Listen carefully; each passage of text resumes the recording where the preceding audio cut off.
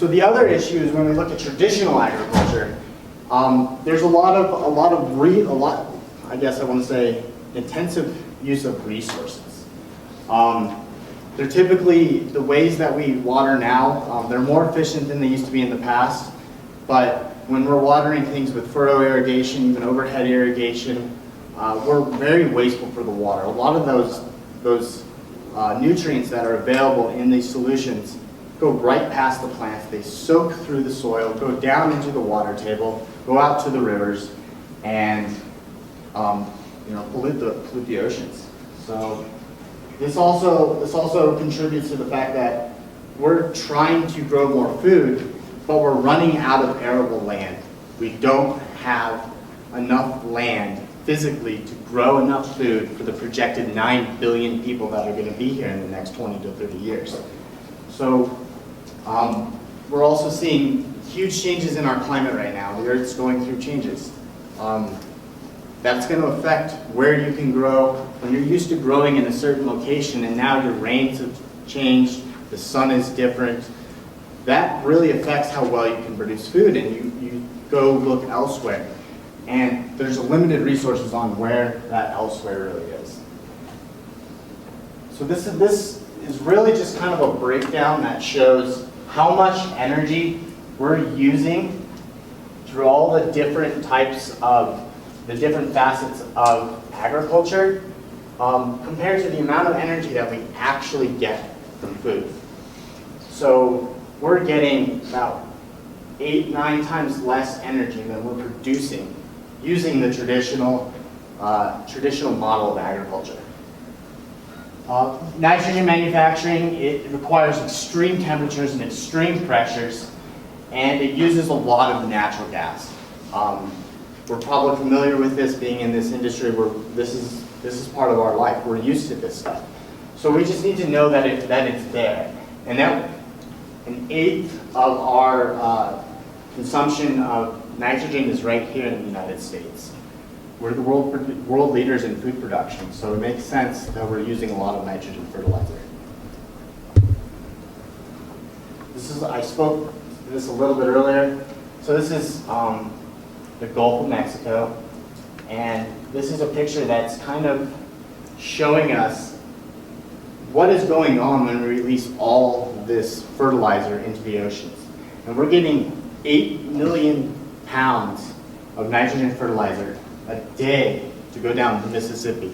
And that's just the Mississippi. That's not all the other river systems that are in major metropolitan areas and major agriculture areas around the world. So this runoff, it promotes algae blooms.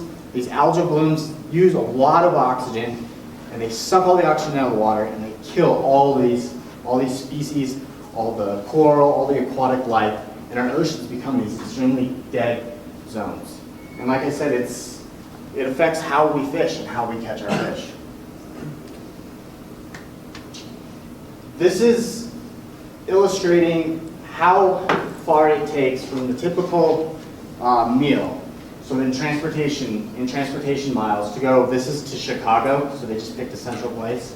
But these foods right here, what I want to point out is they come from all over the world, but we can grow these right now, right here in aquaponics. You guys can do this outside right now.